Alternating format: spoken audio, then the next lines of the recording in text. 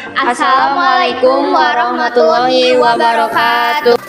Di sini kami akan memaparkan materi tentang kelompok sosial. Dalam kamus sosiologi, kelompok sosial adalah kesatuan atau himpunan orang yang saling berinteraksi dan memiliki kesadaran dalam satu ikatan. Kelompok sosial bukan hanya merupakan tugas, tetapi juga mempunyai suatu ikatan psikologis yang diwujudkan dalam bentuk interaksi sosial secara tetap dan teratur. Selanjutnya, ada definisi menurut para ahli. Yang pertama, menurut Paul B. Houghton dan Chester L. Hunt, kelompok sosial merupakan kumpulan yang memiliki kesadaran akan keanggotaannya saling berinteraksi. Kedua, menurut Joseph S. Ruchek dan Roland L. Warren, kelompok sosial bagi kelompok yang terdiri atas dua atau lebih manusia dan di antara mereka terdapat pola interaksi yang dapat dipahami oleh anggota orang lain secara keseluruhan. Selanjutnya, ciri-ciri kelompok sosial. Adapun ciri-ciri kelompok sosial sebagai berikut.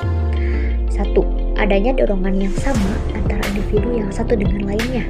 Yang kedua, adanya akibat dari interaksi yang berlainan terhadap individu yang satu dengan yang lainnya. Ketiga, adanya pergerakan yang dinamik. Yang keempat, berlangsungnya suatu kepentingan. Yang kelima, adanya pembentukan struktur organisasi kelompok yang jelas. Lanjut, faktor-faktor pembentuk kelompok sosial. A. Kedekatan. Pengaruh tingkat kedekatan tidak dapat diukur dalam kelompok sosial. Kelompok sosial terdiri atas beberapa individu yang saling berinteraksi. Semakin dekat jarak geografis antar individu, maka mereka akan saling melihat, berbicara, dan bersosialisasi. Kedekatan yang muncul dengan orang lain dapat meningkatkan peluang berinteraksi dan memiliki peranan penting terhadap pembentukan kelompok sosial. B. Kesamaan. Pembentukan kelompok sosial tidak hanya tergantung pada kedekatan fisik, tetapi juga kesamaan di antara anggota-anggotanya. Persamaan yang dimaksud adalah kesamaan minat, kepentingan, kepercayaan, nilai, usia, karakter, maupun lainnya. Selanjutnya, faktor-faktor pendorong kelompok sosial. A. Adanya dorongan untuk mempertahankan hidup. B. Adanya dorongan untuk meningkatkan efisiensi dan efektivitas kerja. C. Adanya dorongan untuk meneruskan keturunan. Macam-macam kelompok sosial. Yang pertama adalah in-group. Sumber mengatakan bahwa in-group adalah kelompok sosial di mana individu mengidentifikasikan dirinya. Basawi 2014. Dalam anggota kelompok, in-group ditandai dengan kerjasama, persahabatan, keteraturan, dan perdamaian. Yang kedua adalah out-group. Out-group dapat diartikan sebagai kelompok yang menjadi lawan dari in-group. Dalam out-group ditandai dengan sikap ketidakpedulian, kebencian, permusuhan, dan sikap saling membenci. Yang ketiga adalah kelompok primer atau primary group.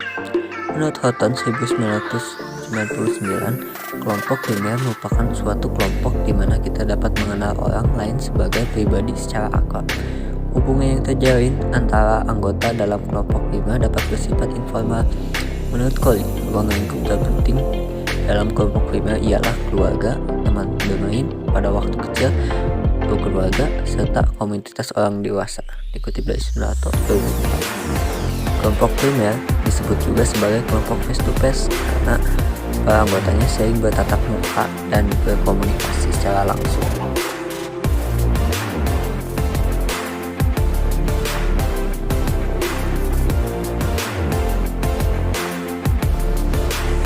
Yang keempat adalah kelompok sekunder. Dilansir dari buku Sosiologi Hukum tahun 2021 oleh Sunato Sastro-Atmojo, kelompok sekunder adalah kelompok sosial di mana anggotanya tidak mengenal secara pribadi dibandingkan kelompok primer. Kelompok sekunder memiliki jumlah anggota yang lebih besar dan banyak. Yang kelima, paguyuban. Menurut Tonis dan Lomis, paguyuban adalah bentuk kehidupan bersama di mana anggota-anggotanya diikat oleh hubungan batin dan murni dan bersifat alamiah serta bersifat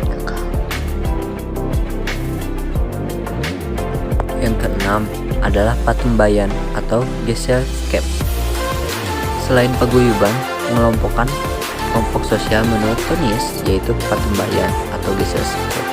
Menurut Horton dan Hahn tahun 1999, patembayan merupakan suatu masyarakat yang berdasarkan atas jalinan hubungan yang kontraktual, bukan tradisional. Yang ketujuh, membership group. Menurut Narwoko, membership group merupakan kelompok di mana setiap orang secara fisik menjadi anggota kelompok tersebut. Contohnya, seorang peserta didik dari SMA. Ia berperilaku dan bertindak seperti seorang anak seusianya. Dan yang ke-8, referensi group. Referensi grup merupakan kelompok yang menjadi acuan bagi seorang atau bukan kelompok untuk membentuk pribadi dan perilakunya. Contohnya, seorang peserta didik SMA bertingkah laku seperti mahasiswa meskipun ia peserta didik SMA, bukanlah seorang mahasiswa. 9. Kelompok formal. Kelompok formal adalah kelompok yang memiliki peraturan, tugas, dan sengaja diciptakan oleh anggota-anggotanya untuk mengatur hubungan antar sesama. Kelompok formal merupakan organisasi resmi sehingga terdapat pembagian tugas dan wewenang. Contohnya seperti anggota di pemerintahan dan OSIS serta kepemudaan di lingkungan sekolah. 10. Kelompok informal. Kelompok ini merupakan organisasi kelompok yang tidak resmi serta tidak mempunyai struktur dan organisasi yang pasti. Kelompok ini tidak didukung oleh peraturan-peraturan resmi yang mengikat anggotanya. Contohnya adalah sekelompok warga. 11. Kelompok okupasional. Okupasional berasal dari kata okupasi yang artinya menempati suatu tempat atau suatu objek yang kosong dan tidak memiliki penguasa. Contoh dari kelompok ini yaitu pemain bulu tangkis. Yang ke-12, kelompok volunteer. Kelompok ini merupakan kelompok yang memiliki kepentingan sama, namun tidak mendapatkan perhatian dari masyarakat. Adanya kelompok ini diharapkan dapat memenuhi kepentingan anggotanya secara individual dan tidak mengganggu kepentingan masyarakat secara umum. Cukup sekian dari kami. Terima kasih. Wassalamualaikum warahmatullahi wabarakatuh.